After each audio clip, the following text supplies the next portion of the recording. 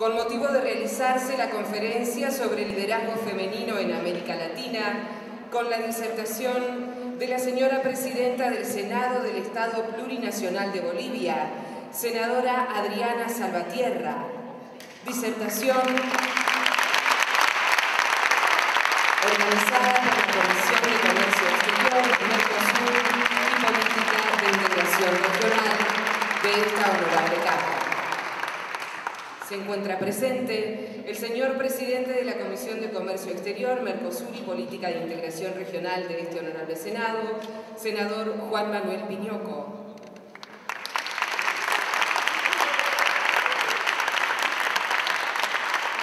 La disertante, señora Presidenta del Senado del Estado Plurinacional de Bolivia, senadora Adriana Salvatierra.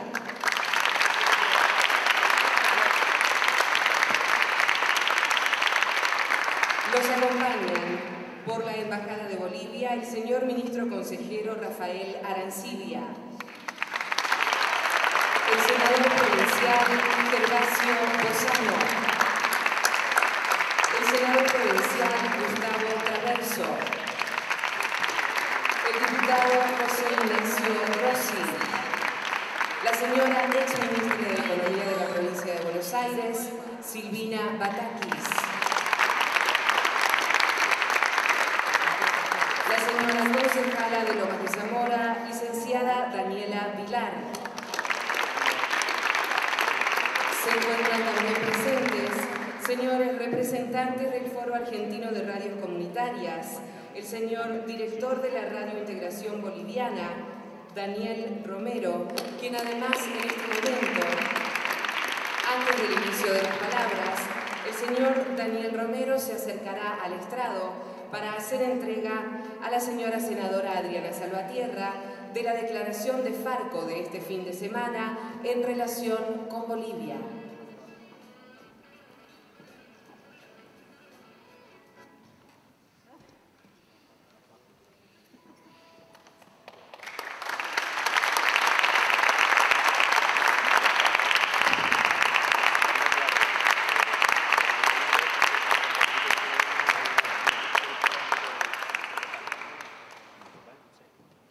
Agradecemos este gesto del señor Daniel Romero, director de la Radio Integración Boliviana, formando parte además del Foro Argentino de Radios Comunitarias, Farco.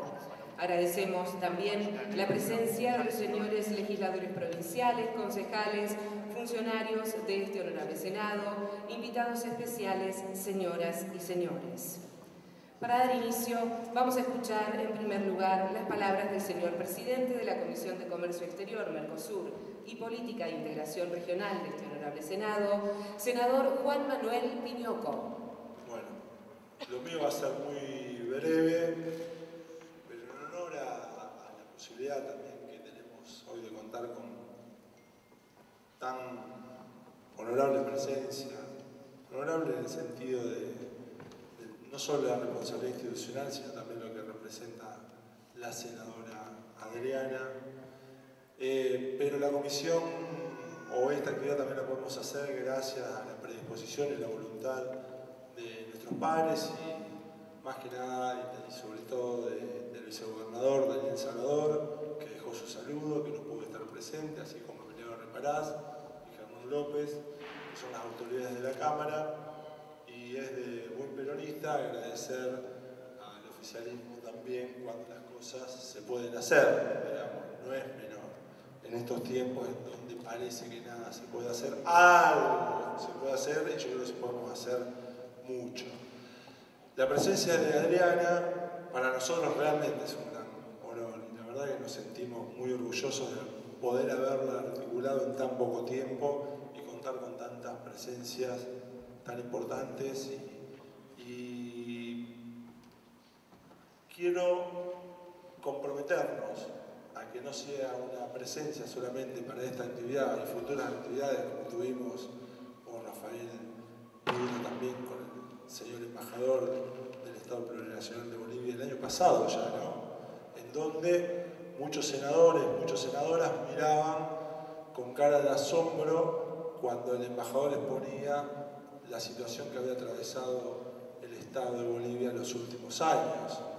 Este crecimiento y este desarrollo que tuvo nuestro país tan hermano como es el Estado Plurinacional Boliviano, o el Estado Plurinacional de Bolivia para ser más correcto, no fue solo el esfuerzo o el gran esfuerzo que hizo su presidente Evo Morales, su vicepresidente, sino también y además todo el pueblo boliviano, hombres y mujeres que acompañaron una definición política y la van a seguir acompañando y desarrollando. También está nuestro compromiso que eso suceda. Así que yo sinceramente te quiero agradecer la presencia, tu predisposición para estar aquí y bueno, bienvenida, sentite como en tu casa, espero que nos podamos encontrar en La Paz como el senador Traverso que fue parte de la iniciativa de contactarnos para que podamos ir para allá y todo el trabajo que hace Ramiro siempre, pero que sea la primera de una serie de encuentros y que los futuros encuentros sean, más allá de que nos ilustres siempre con tu presencia y con lo que nos vas a decir, de acciones concretas y conducentes para un mejor futuro para nuestro pueblo. Así que muchísimas gracias.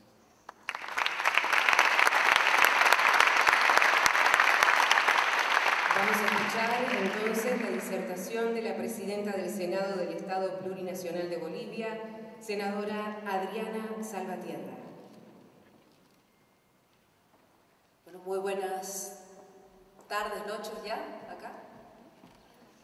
Un placer estar con ustedes y de verdad encantada de que pudieran abrirnos las puertas del Senado en La Plata, que pudieran promover un encuentro donde podamos compartir, nosotros por nuestra parte, comentarles los avances que tenemos, por lo menos en materia de derechos de la mujer, cómo estos se vinculan y se articulan con un proceso sin duda alguna desde nuestras propias características completamente revolucionario.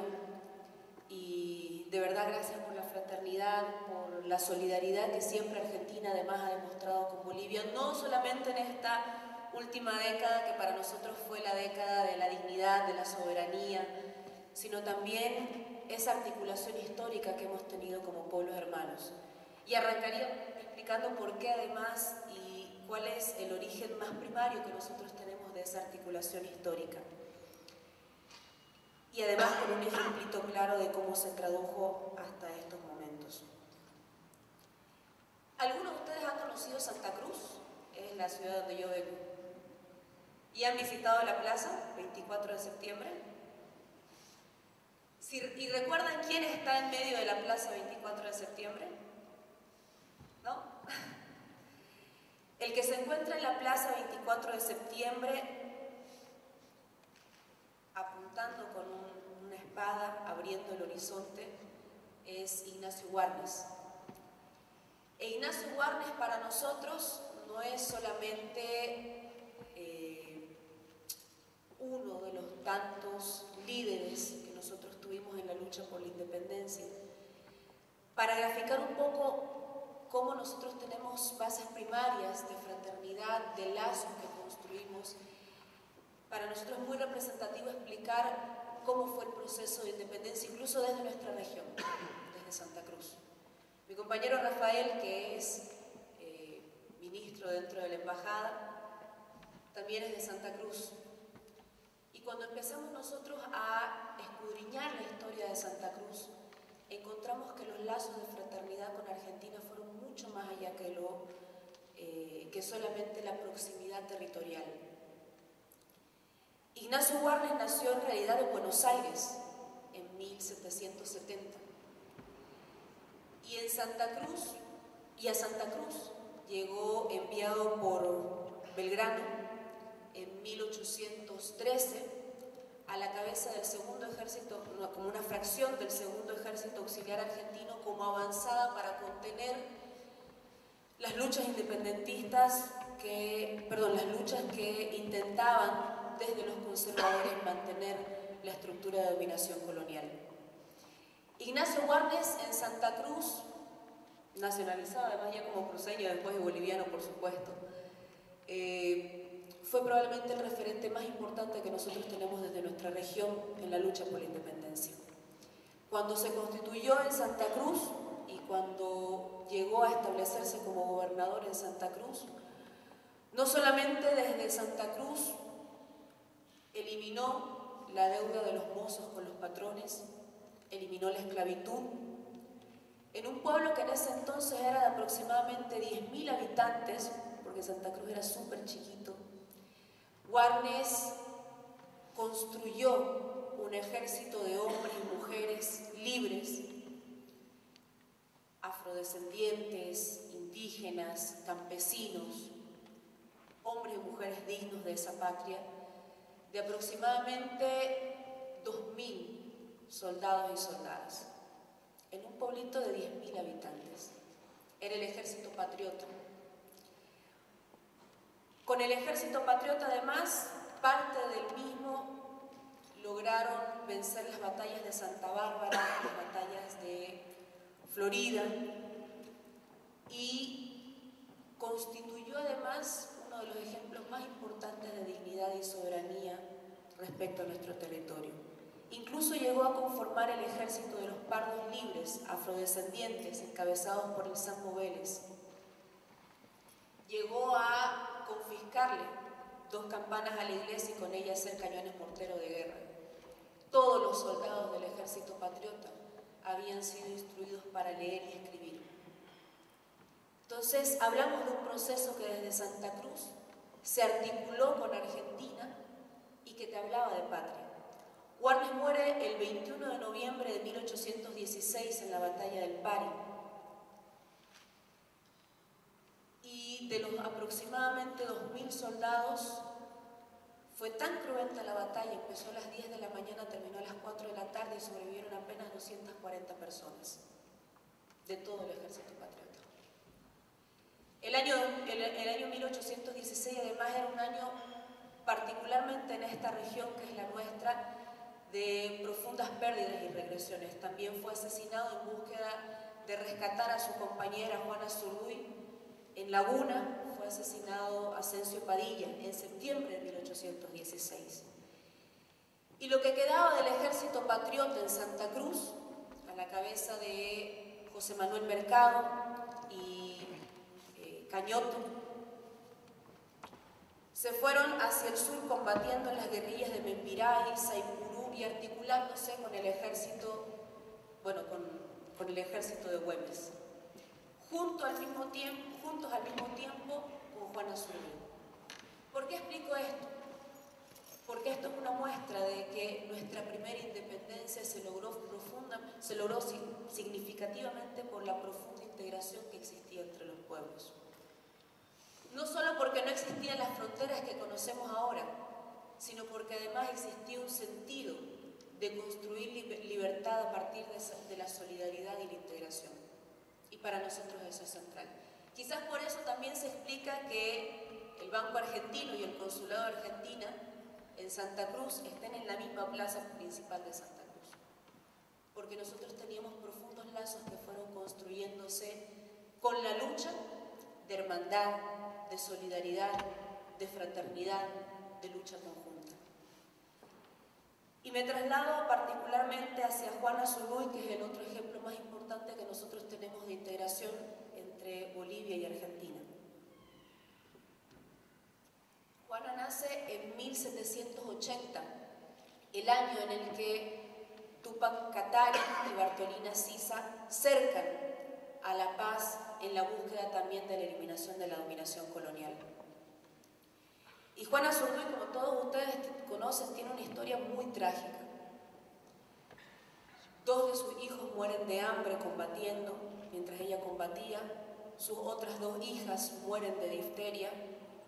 Y embarazada, a punto de dar luz, libra la última gran batalla definitiva por la independencia. Juana Zurduy también fue una de las combatientes que para nosotros significa el ejemplo de cómo se constituye Bolivia más allá de las luchas de nuestros libertadores, excluyendo a quienes realmente lograron la independencia. Cuando uno revisa el cuadro del Acta de Independencia de 1825 en Bolivia, se da cuenta que la firman solamente varones. todos con corbata o traje militar y la iglesia puesta ahí con un cura. Y ese origen de la república que nosotros siempre lo manifestamos como el origen de la exclusión. Rafael Puente, que es un compañero historiador boliviano, denomina a ese proceso que alcanza la independencia producto de las luchas por la liberación, pero que es tomado y absorbido por las clases dominantes como escamotaje. Así define él cómo las clases dominantes después del proceso de liberación se acomodan en espacios de poder y son quienes finalmente constituyen la república.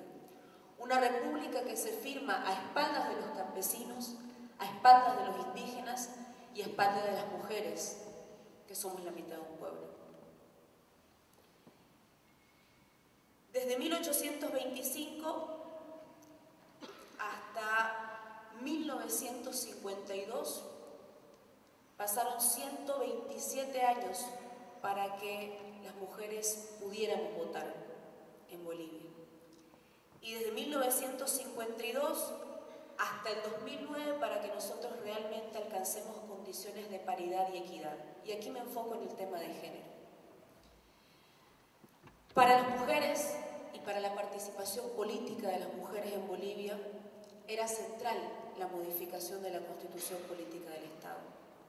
Era central iniciar un proceso de refundación de nuestro país, porque si nosotros entendemos la firma del Acta de Independencia como el documento fundamental a partir del cual se constituye lo que antes conocíamos como la República de Bolivia, entendíamos que la República de Bolivia se fundó, se consolidó a espaldas de las mujeres. Es más, en otros aspectos también.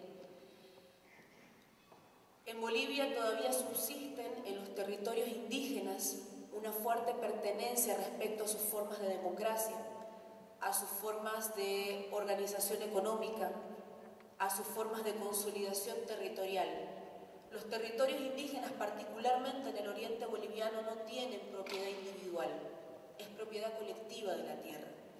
Pero cuando en la República los indígenas buscaban la titulación colectiva de la tierra, las autoridades de gobierno les decían no se puede. ¿Y por qué no se puede? Porque no es constitucional.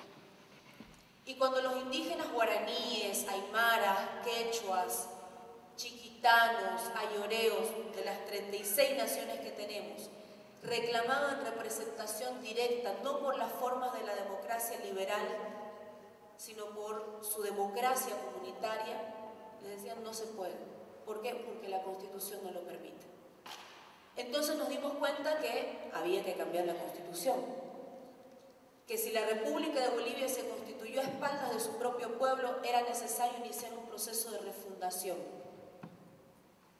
Y explicaré solamente la parte de avances de las mujeres respecto a nuestra nueva Constitución.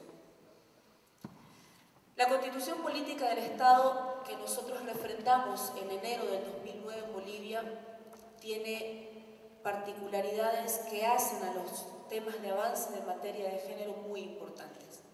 El primero de ellos en el solo hecho de cómo asumen hasta la misma redacción del texto constitucional.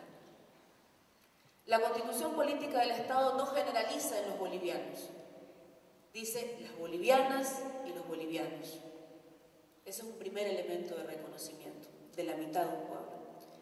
El segundo elemento más importante es que constitucionaliza los principios de paridad y equidad de género. No lo dejamos para una ley. Para nosotros es un principio constitucional y por tanto transversaliza toda la normativa y todo el desarrollo normativo del Estado Plurinacional de Bolivia. Además de que impulsa como principio constitucional que todos los bolivianos y en particular las mujeres tenemos derecho a vivir una vida libre de violencia, de discriminación por razón de género, por razón sexual, y además prioriza que se inicie un proceso de democratización del acceso a la tierra como un mandato constitucional.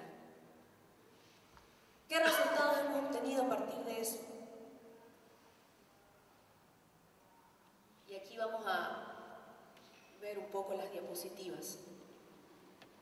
Si nosotros planteamos que la democracia, para ser democracia, debe ser paritaria, esto no solamente se debe referir a los aspectos de la participación política, se debe referir a todos los aspectos que hacen parte de la vida del ser humano. Para nosotros en Bolivia, democracia no es solamente ir a votar cada 5 años, tampoco es solamente participar en la construcción de políticas públicas.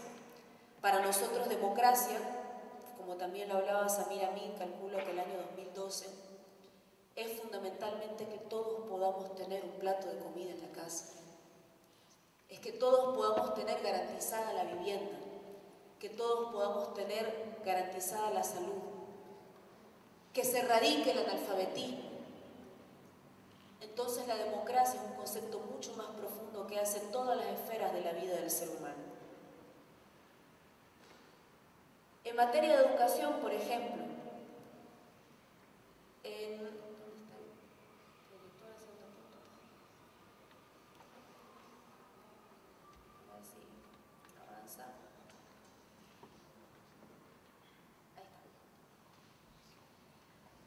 en la cobertura nacional de educación, y para que vean ustedes de dónde partimos, yo pertenezco a la bancada del Movimiento al Socialismo y mis compañeras campesinas, las que son ya mayores de 40 años, 50 años, me contaban que para el campesino, que tenía más de 4 o 5 hijos, era muy difícil decidir qué hijo estudiaba, porque en Bolivia había que elegir qué hijo estudiaba. No por voluntad, por pobreza. Entonces siempre elegían, obviamente, al hijo varón. Y además de los hijos, si habían 2 hijos varones, el hijo mayor y varón. Porque el resto de la familia tenía que dedicarse a contribuir al trabajo comunitario, al trabajo de la familia para generar recursos a la economía familiar. Bolivia era un país donde se tenía que elegir qué hijo estudiaba. Y ese fue nuestro punto de partida en 2005. Y por eso es que nosotros, el primer año de la gestión del presidente Evo Morales, se planificaron 2 políticas públicas fundamentales. La primera de ellas, la erradicación del analfabetismo, porque nuestros abuelos murieron analfabetos. Mi abuela murió analfabeta. Mi abuela murió sin saber leer. En cobertura educacional hemos alcanzado el 88.18 de cobertura para mujeres y el 88.38, si puedo leer bien, 98. Exacto, no leo bien desde acá, pero ¿se ve bien desde ahí? ¿Y cómo propusimos esto?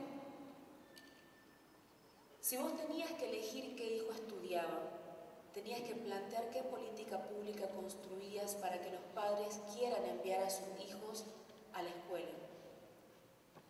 Y el presidente Evo Morales impulsó la creación del bono Juancito Pinto, que le dio la posibilidad a los niños de que al concluir su año escolar reciban un monto de 200 bolivianos. Ya verá el niño en qué lo gastan. Algunos que se compraban su juguetito, u otros le compraban un regalo a la mamá para Navidad.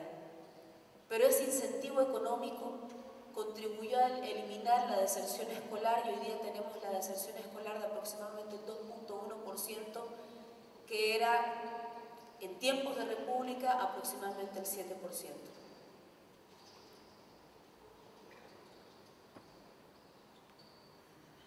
El otro elemento más importante para nosotros fue cómo garantizamos que los años de escolaridad aumenten proporcionalmente entre hombres y mujeres. En 2005, 7 mujeres culminaban su escolaridad hasta el bachillerato y hemos logrado aumentar a que 9 de cada 10 mujeres concluyan la escolaridad.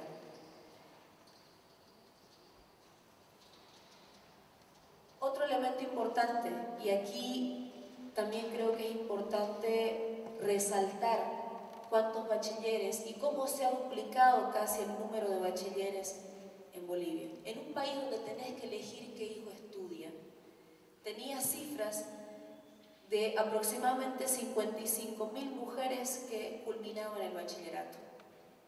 Hoy, 80.000 mujeres culminan su bachillerato. Vemos que estas cifras son producto de la construcción de políticas públicas que buscan democratizar el acceso a la salud, en un país donde casi el 10% de la población era analfabeta. ¿O cuántas mujeres culminan la universidad? Y aquí hay un dato importante. Se ha duplicado el número de mujeres que logran culminar la universidad. Y eso también se debe a la construcción de políticas públicas que te garantizan condiciones materiales de vida. En protección social, aquí está lo que les explicaba del bono Juana Zurduy, cómo las mujeres reciben durante los meses de embarazo, por cada revisión que ellas van al médico a hacerse un control prenatal, reciben un monto económico que les ayuda a garantizar que ellas no tengan niveles altos de desnutrición. Y eso se cruza además con el subsidio universal que impuso el presidente Evo Morales desde el año 2015. Esto elevó a que el 97% de las mujeres tengan alguna forma de maternidad asistida, sea en centros hospitalarios o sea a través de la decisión del parto natural, pero lograron aumentar del 67 al 69% de mujeres que tienen cobertura hospitalaria al momento de dar a luz. El subsidio universal, que era lo que les explicaba, todas las mujeres reciben universalmente productos lácteos, productos nutritivos, todos naturales para garantizar un embarazo saludable.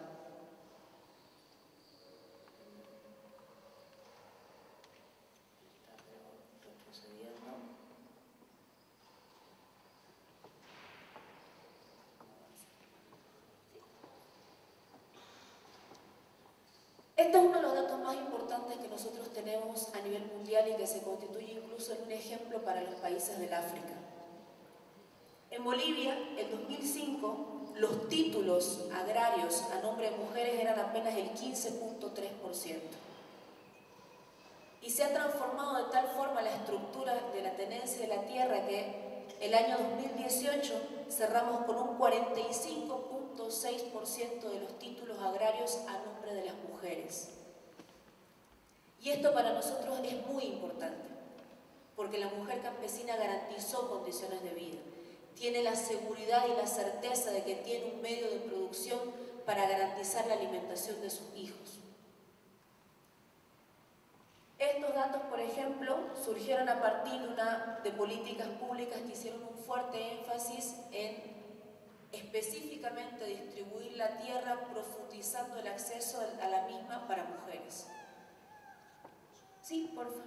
En participación política.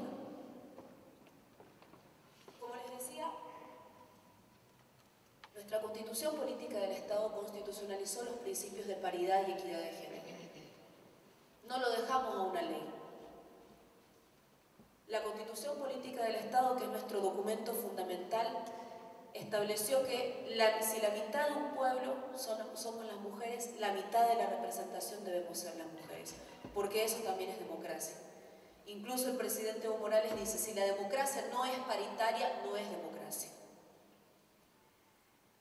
Hasta el 2005, la participación política de las mujeres en las cifras rojas alcanzaba en la Asamblea Legislativa Plurinacional un 18%. Y en 2014 garantizamos que la Asamblea Legislativa tenga una participación del 51% de mujeres. Esto obedece a dos elementos, obviamente, además de la constitucionalización del principio de paridad de género, es la irradiación del poder político territorial del movimiento al socialismo. Porque evidentemente, donde existe una mayor representación de un partido político, una mayor legitimidad de un partido político, la irradiación hegemónica de un partido político, derivó en que al mismo tiempo que votaban por el presidente Evo Morales, inmediatamente votaban en línea por el parlamentario o parlamentaria del movimiento al socialismo, y eso garantizó la participación de las mujeres. Esto se tradujo también en que en los demás órganos que son a cargos electivos, porque en Bolivia se vota por el Tribunal Supremo de Justicia, se vota por el Tribunal Constitucional, se vota por el Consejo de la Magistratura, alcancé mayores niveles de equidad en las instancias.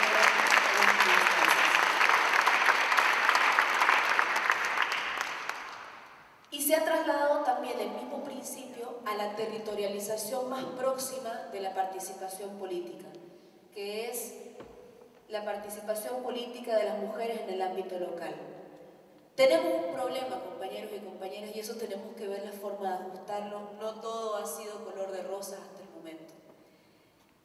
Hemos garantizado la representación paritaria en los órganos de deliberación, en las asambleas legislativas, en los consejos municipales, en las asambleas departamentales. Pero al momento de votar el órgano ejecutivo, la alcaldesa, el gobernador, todavía subsisten estructuras muy conservadoras. Tenemos todavía el conflicto de que no votan mujeres en los órganos ejecutivos. Votan porque está garantizado constitucionalmente la paridad a las legisladoras. Pero hemos obtenido porcentajes donde, por ejemplo, en las elecciones del 2004, apenas el 18% de los consejos municipales estaban compuestos por mujeres. Y hemos garantizado en las elecciones de gobiernos locales o alcaldías del 2015 que el 51% de los concejales sean mujeres. Y eso también es un proceso de irradiación de la hegemonía de un proyecto político que es el movimiento al socialismo, que es este proceso de cambio y que impuso los criterios de paridad y equidad de género. Salto un poco las siguientes diapositivas para ir a lo que era el enfoque de vivienda social, que tiene un programa particular garantizando que las mujeres tengan prioridad cuando son jefas de hogar del acceso a una vivienda digna. 50.095 mujeres accedieron a vivienda digna entre el 2006 y el 2018. Y en los accesos a créditos productivos hay un fuerte énfasis de la generación de una cartera productiva especialmente vinculada a las iniciativas de las mujeres para producir la tierra, para generar microeconomía y para garantizar fundamentalmente la economía familiar. Toda esta construcción de políticas públicas ha derivado en que nosotros nos encontremos en el puesto 17, de acuerdo al Foro Económico Mundial, de los países que tienen mejores condiciones de vida para sus mujeres, por los niveles de participación política, por cómo se ha logrado una redistribución equitativa del acceso a la tierra, por cómo hemos realizado un fuerte énfasis del acceso a la educación, a la vivienda y a los planes sociales, y darle un rostro de mujer a la democratización de las condiciones de vida de las personas. Y gracias a eso tenemos estas cifras que son para nosotros bastante importantes y se han consolidado como logros a nivel de políticas públicas. Yo, compañeros y compañeras, quiero contrapuntar probablemente con ustedes en lo siguiente.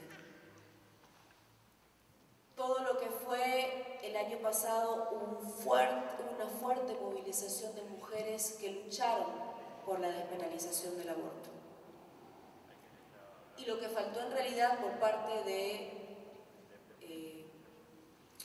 autoridades, no voy a decir de qué partido, porque puede ocurrir que hayan dentro de las bancadas decisiones individuales en algunos casos, pero probablemente nosotros sentimos que lo que faltó fue que ese nivel de movilización política de las mujeres se articule con la voluntad política.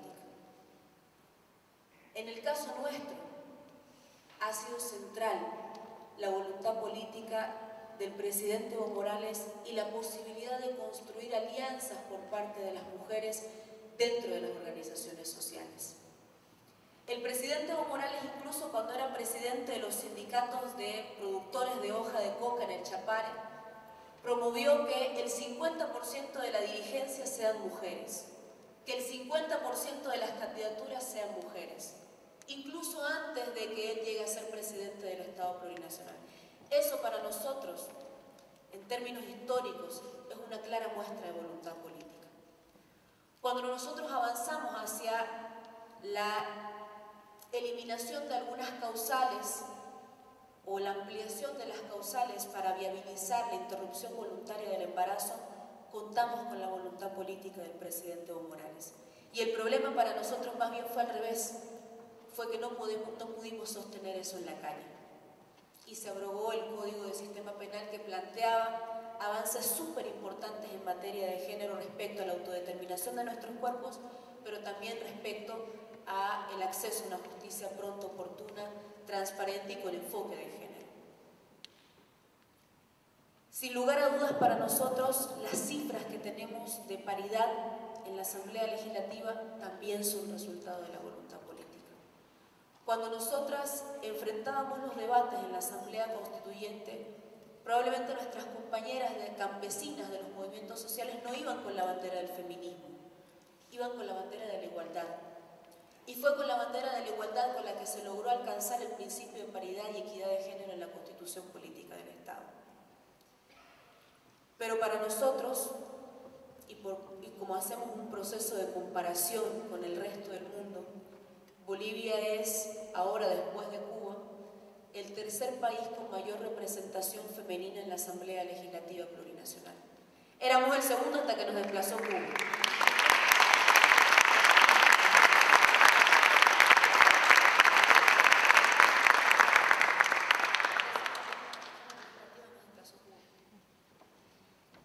Y cierro con esto, compañeros y compañeras. Sin lugar a dudas, en Bolivia hemos tenido fuertes transformaciones en materia de género porque vivimos una revolución. La expresión de esa revolución es que el 45.6% de los títulos agrarios están a nombre de mujeres. Venimos de tan abajo, y eso yo le compartía, por ejemplo, a algunos compañeros, que en Bolivia la verdad que era revolucionario hasta tener carnet de identidad. Y les doy un ejemplito muy breve. El 2005, la población boliviana estaba bordeando los 10 millones de habitantes. El padrón electoral era de 3.5 millones de votantes. En 13 años, la población creció a 11 millones y medio de habitantes y el padrón electoral casi se duplica a 6 millones y medio de votantes. ¿Cómo puede ser posible que casi se duplique el padrón electoral sin que se duplique la población? Y es porque esa gente efectivamente no existía para el Estado, no tenían cédula de identidad, no tenían vivienda propia, no accedían a la educación, no accedían a la salud, no existían para el Estado. Y nosotros venimos de tan abajo que el haber alcanzado estas cifras que hoy día tenemos a nivel macroeconómico, a nivel de redistribución de la riqueza, a nivel de democratización de todos los aspectos de la vida del ser humano, sin duda alguna se constituye para nosotros un proceso absolutamente revolucionario. No podríamos explicar nosotros de otra forma si no es esta, que las cifras de participación política de la mujer se constituyen en un ejemplo en el mundo. Porque esto no pasa en Paraguay, no pasa en Colombia, no pasa en Estados Unidos, pasa en Bolivia porque existió la decisión política de encarar de forma revolucionaria el enfoque de género en la construcción de políticas públicas, la construcción de la paridad y de un Estado plurinacional que comprenda efectivamente que la democracia tiene que ser paritaria para llamarse a sí misma democracia. Y finalmente, compañeros y compañeras, cierro con lo siguiente. Sin lugar a dudas, para nosotros este proceso, y vamos a enfrentar a ambos países en octubre, escenarios electorales. Argentina y Brasil nos demostraron que sí se podía retroceder en aquello que nosotros creímos que estaba conquistado. Ecuador, que era nuestra esperanza, lo discutíamos hace poco con los compañeros, particularmente creía que los países que enfrentamos procesos tan profundos que implicaron una asamblea constituyente, era imposible que se retroceda. Y a través de la traición retrocedimos en Ecuador. Estos resultados que tenemos son conquistas y probablemente se constituyen para nosotros en un patrimonio de la revolución. Pero es posible que retrocedamos. Es posible que la Asamblea Legislativa de la siguiente legislatura puede que no sea paritaria como ahora. Es posible que nuevamente enfrentemos niveles de pobreza que nos demuestren que se puede retroceder si elegimos el mal camino al momento de elegir un nuevo gobierno. Es posible que aquello que con tanto sacrificio construimos de la mano del presidente Evo Morales en 13 años pueda ser derrumbado, también por decisión política. Entonces, sin lugar a dudas para nosotros, la decisión política, la voluntad política, juega un papel fundamental al momento de la transformación social, al momento de construir los pilares de una revolución. Y en ese sentido, compañeros y compañeras, queremos desde Bolivia expresarles todo nuestro cariño, toda nuestra solidaridad, toda nuestra voluntad de seguir construyendo juntos la patria grande. Y también ustedes lo necesitamos. Cuando el presidente Evo Morales enfrentó una crisis, no me acuerdo, creo que fue el 2009, o 2008, enfrentó una crisis respecto a la harina de trigo, para que nosotros le demos pan a nuestras familias. Llamó a Cristina en ese momento y le explicó el problema que tenía. Y Cristina le dijo, tengo comprometida para la exportación las cuotas que tenemos en este momento o los camiones que en este momento tenemos de harina, pero dame 15 minutos. Y a los 15 minutos Cristina lo llama a Evo Morales y le dice, están ingresando por frontera los camiones que necesites. Ponemos a disposición de la revolución y de tu gobierno, hermano Evo Morales, todas las energías que nosotros tengamos que hacer.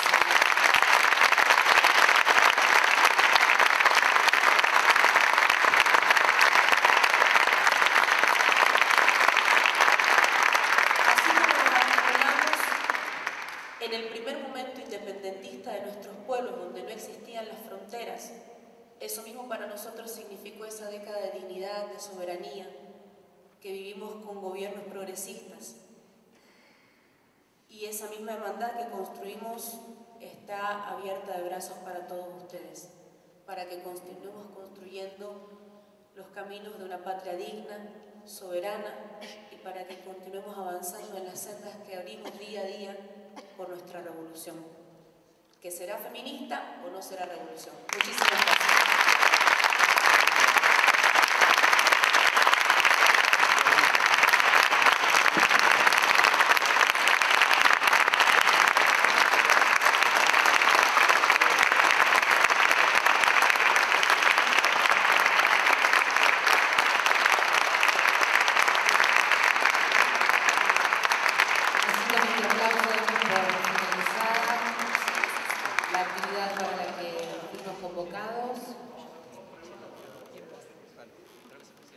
Vamos a hacer solamente 2 preguntas.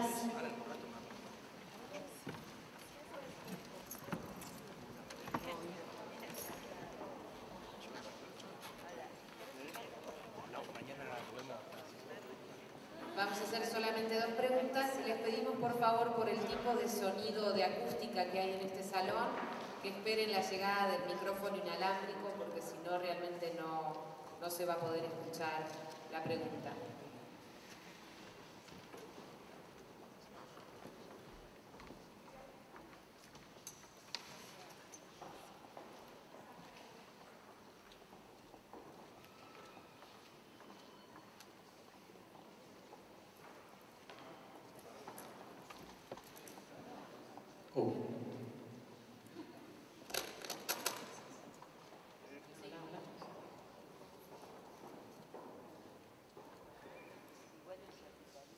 Sí, aquí en segunda fila está levantando la mano. Hola, buenas tardes. Soy Alberto Guerra, soy parte del Movimiento de la Resistencia. Te mandamos un gran saludo además desde La Paz. Bueno, la pregunta que quería hacerte, Adriana, es para nosotros jóvenes en Bolivia, tú representas una transformación, además no solo por ser mujer, sino porque eres joven, y lo que se está buscando ahora en general en la política, tanto en Bolivia como en toda América Latina, yo creo que es una renovación, ¿no? Desde el punto de vista de la participación de los jóvenes en la política real. ¿Cómo te verías tú en una posible candidatura, aunque sea interna, para poder ser nuestra representante máxima después de una hipotética, no sé, situación en la que Evo Morales luego no pueda ser nuestro presidente? O sea, ¿cómo te verías tú como una candidata a la presidencia?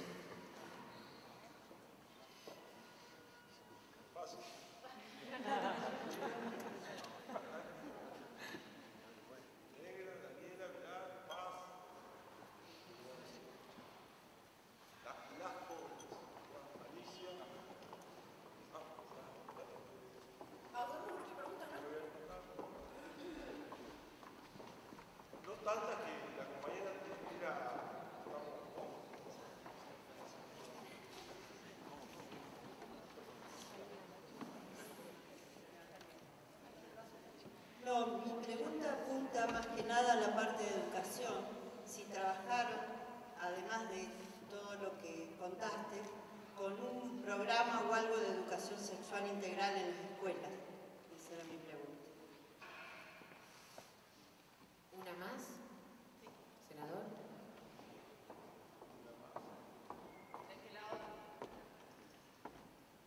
¿Dani? Hola, buenas tardes. Gracias. Hola, ¿qué tal? Bueno, primero darle la bienvenida de parte de militantes de Calle 4. Después quería preguntarle cuál es su lectura y qué visión hacen ustedes desde el Estado Plurinacional de Bolivia sobre lo que sucedió acá en Argentina con respecto al debate y al debate de la ley sobre el tema del aborto, porque bueno, como sabrá, para nosotros mismos el debate dejó mucho que desear, y bueno, si bien en la Cámara de Diputados hubo una alegría, fue una gran desilusión ver cómo respondió el Senado al respecto. Bueno, quería saber cuál es su visión respecto a esa situación.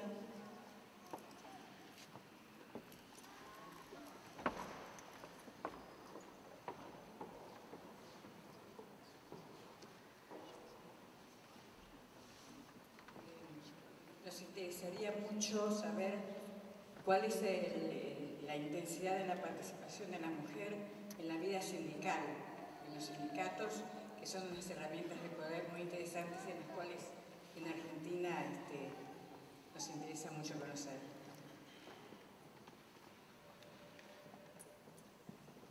Buenas tardes a todos y a todas.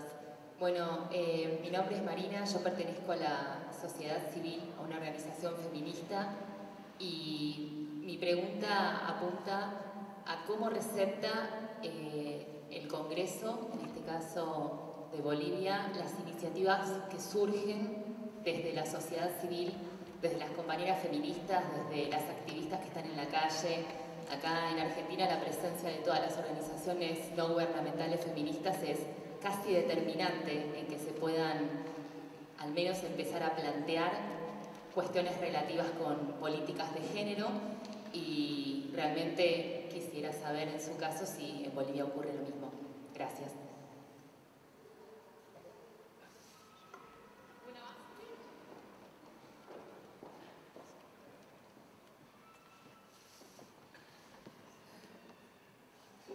Buenas tardes. Primero, agradecerte la presencia, Adriana. Tienes todo el apoyo acá en el Estado argentino, no solamente por gente boliviana. Yo soy de la ciudad de Sucre. Hemos visto cómo efectivamente el gobierno de Evo Morales ha llevado un importante cambio trascendental, ¿no? Pienso que una parte fundamental también tiene que ver con el tema del feminismo, que por ahí nosotros tenemos efectivamente el grado de paridad en el Congreso. Sin embargo, efectivamente tú lo has dicho y la práctica nos ha demostrado que en temas de gobernaciones, alcaldías y demás, todavía es una brecha amplia, que efectivamente cuáles son los desafíos que vos tenés o tal vez el mismo gobierno nuestro, cuáles son los desafíos más adelante para cumplir ese grado de paridad, no solamente en el Congreso, que a nivel internacional está muy bien visto, y cuáles son los desafíos para lograr esa mayor representatividad de las mujeres, ¿no?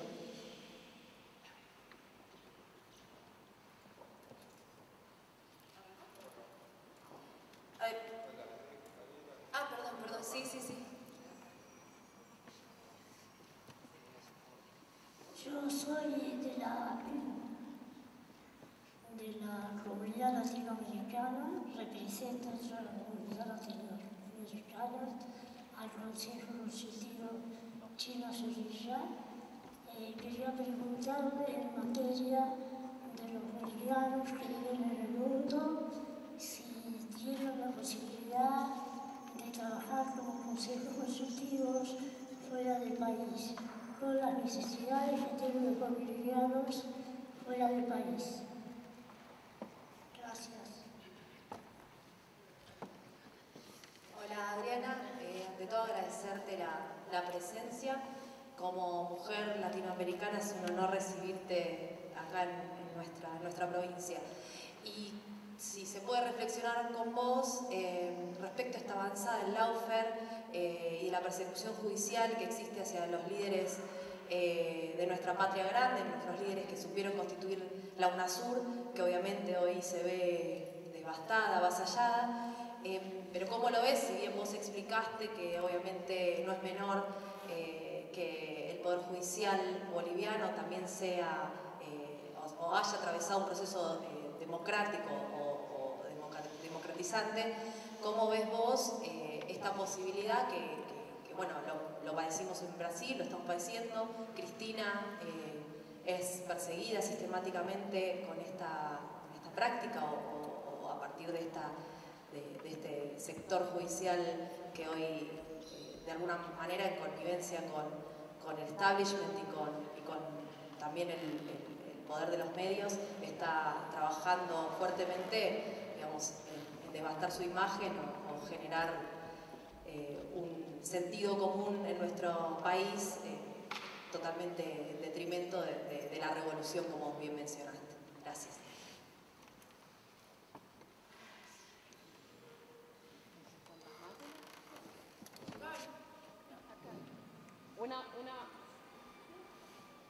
¿Puede ser? Hola, Adriana, ¿qué tal? Basados en las placas que estuviste mostrando, es interesante cómo es el cambio del rol de la mujer dentro de la economía del país y cómo eso fue integrando con diferentes políticas sociales y públicas al sistema. Mi pregunta va puntualmente al mercado de trabajo, cómo se ha transformado en torno al modelo económico de Bolivia.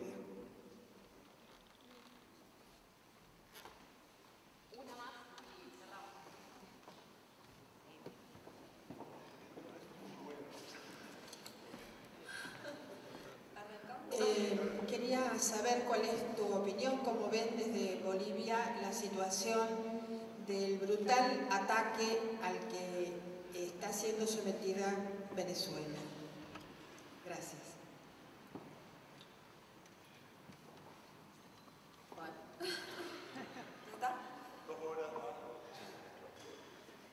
Miren, compañeros, desde nuestra experiencia, no porque la mitad del Parlamento sean mujeres quiere decir que tenemos un ejército de feministas del 50% de la Asamblea. No es así. De hecho, en la construcción de normativas, nosotros nos encontrábamos con posiciones desde nuestras compañeras absolutamente a veces conservadoras. Teníamos también esas contradicciones. Lo bueno es que nosotros también, la lógica sindical se traslada al ejercicio del trabajo parlamentario. Entonces, cuando bajamos línea desde jefatura de bancada, la decisión está cerrada. No hay decisiones de carácter individual. porque tenemos espacios donde discutimos y si asumimos una línea conjunta, esa línea se respeta por absolutamente todos los miembros. No hay posibilidades de hacer diferencias públicas entre nosotros.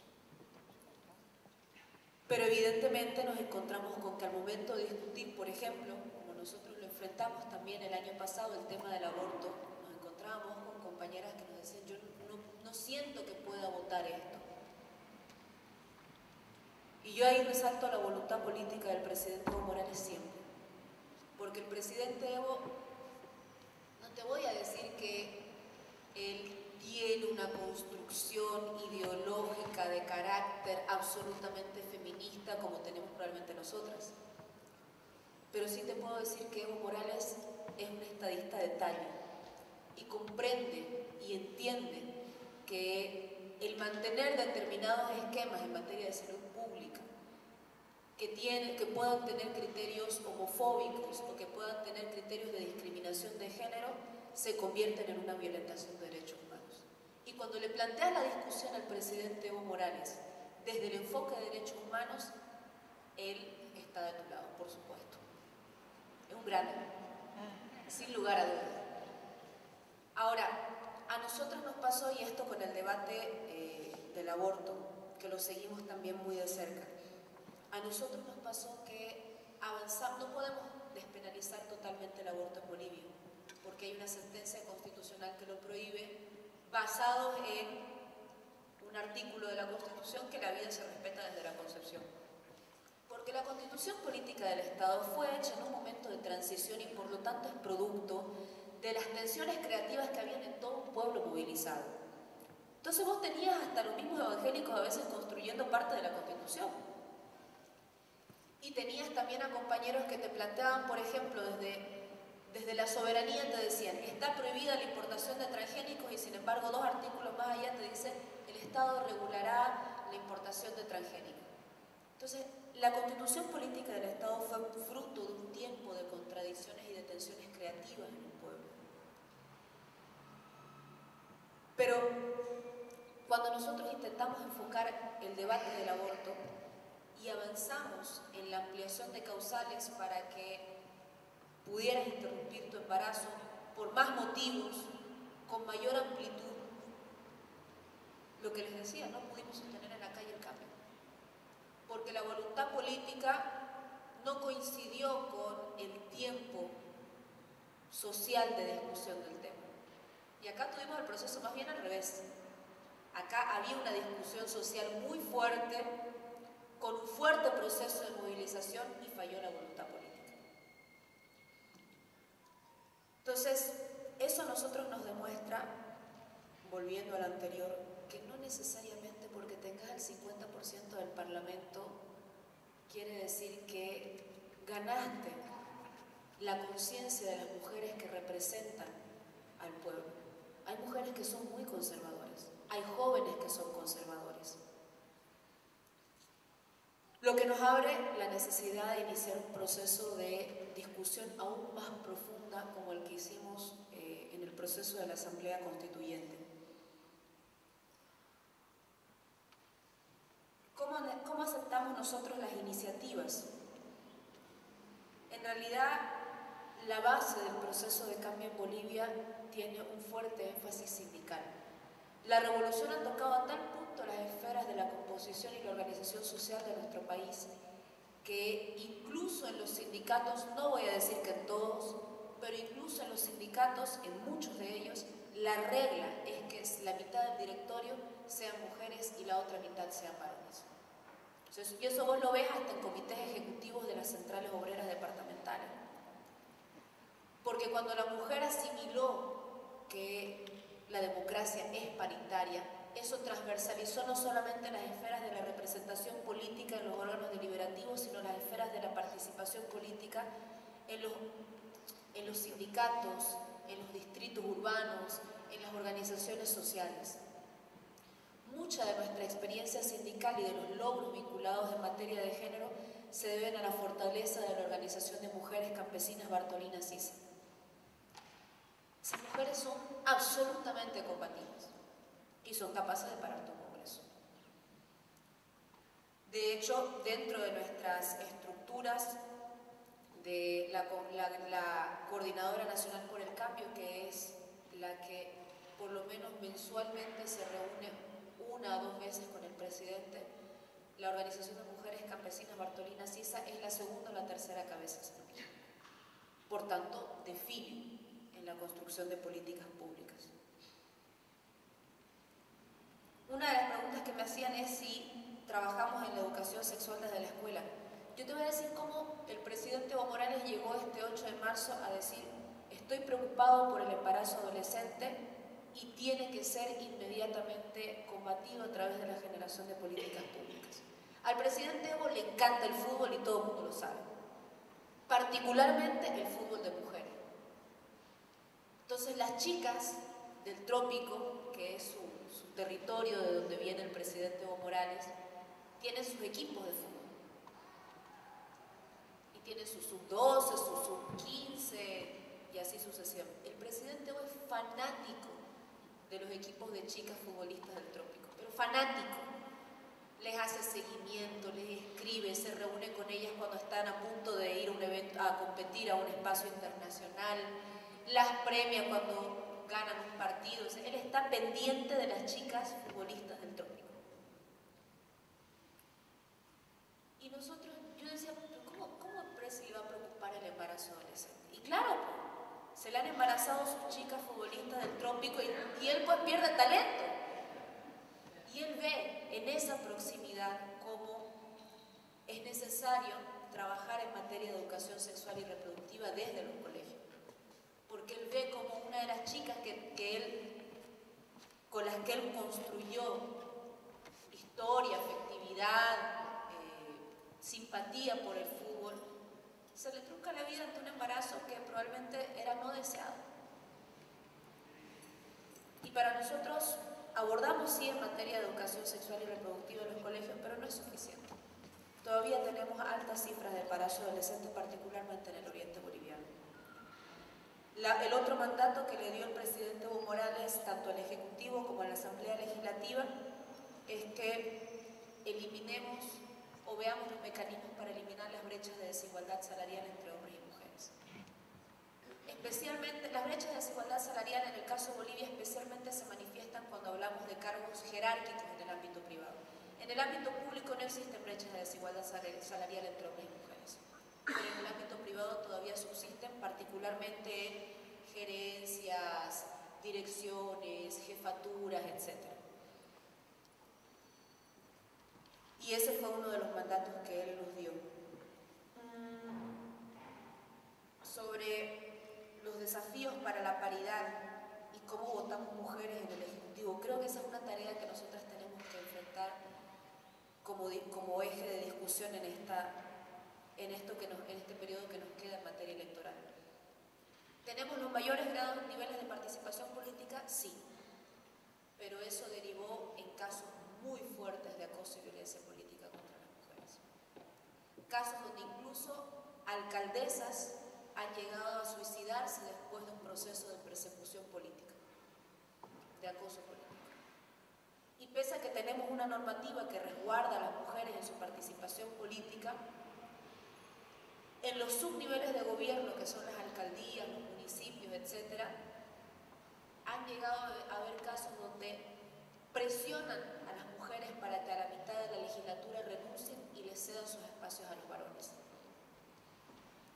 Entonces, tenemos avances, sí, pero es que la disputa, la construcción, la disputa, la mantención del poder político siempre tuvo lógicas masculinas.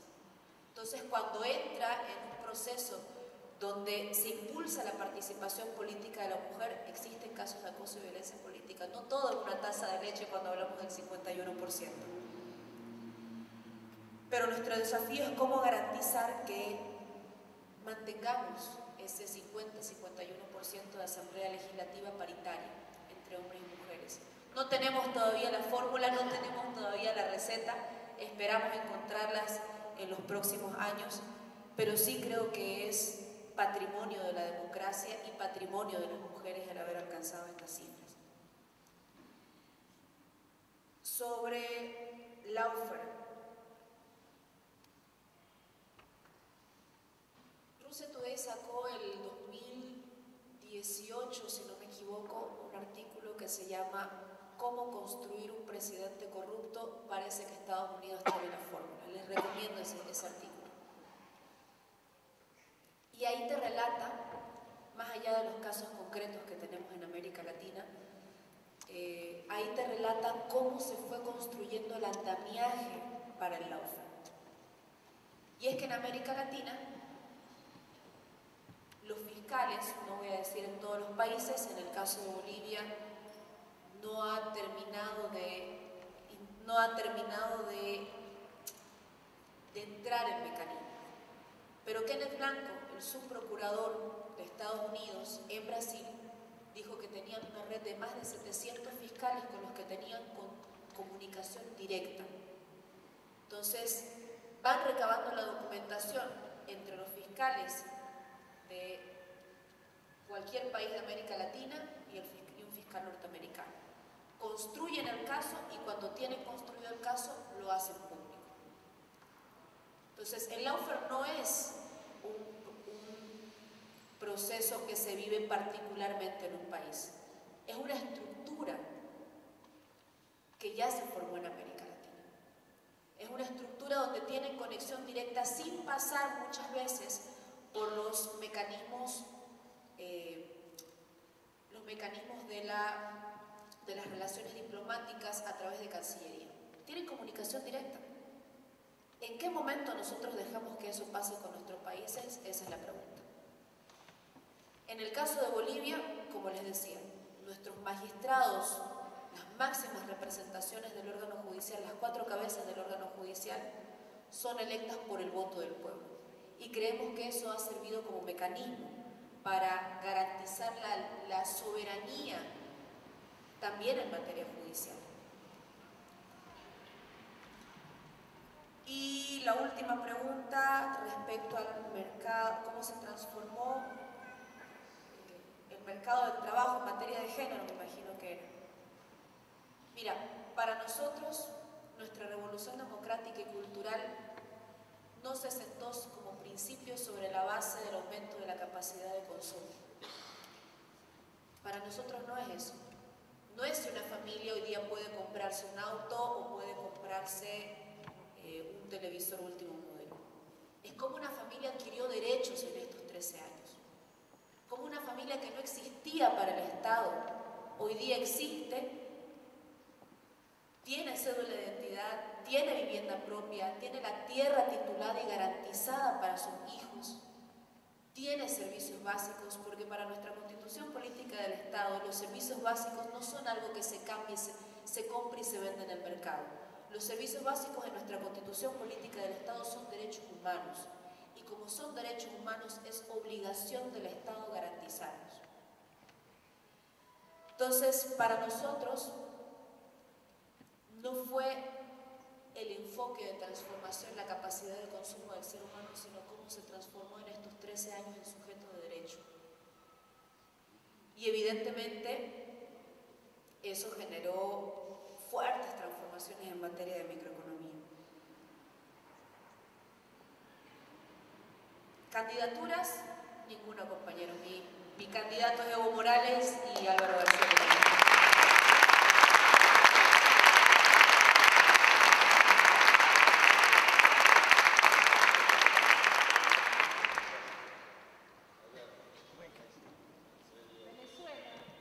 Venezuela. ¿Por qué nosotros insistimos tanto con Venezuela? Y es el presidente Evo Morales el primer defensor, además. Así como tuvimos este profundo gesto de solidaridad con Argentina, también lo tuvimos con Venezuela. Cuando llegó el presidente Evo Morales, el Producto Interno Bruto era de 9.000 millones de dólares. Nada. La pobreza era casi el 60% de la población. En 13 años multiplicamos el Producto Interno Bruto más de 4 veces a 40.885 millones de dólares, y la pobreza, las cifras de pobreza se redujeron a más de la mitad, del 60% pasamos al 35%. Y eso también fue gracias cuando llegó el presidente Evo Morales, los primeros recursos que se obtuvieron para el principal proyecto que sembró escuelas por todo el país fueron con recursos de la cooperación venezolana. El 2008 también tuvimos una de las inundaciones más fuertes que vivimos en los últimos 30 años en Bolivia. Y el primer avión que llegó de solidaridad fue venezolano. Y nosotros vamos a insistir. Creo que hay cosas que pudieron planificarse a tiempo y no se planificaron. Por ejemplo, la diversificación de la matriz productiva. Y no es que seamos críticos, es que hoy día te das cuenta que sí era necesario ejercer la soberanía para no depender de la importación de determinados productos de la canasta básica familiar. Pero eso desde ningún punto de vista pone en duda nuestra posición respecto a Venezuela, nuestra solidaridad respecto a Venezuela, nuestro principio inalterable de la soberanía de los pueblos y la autodeterminación de los mismos. Y vamos a seguir insistiendo.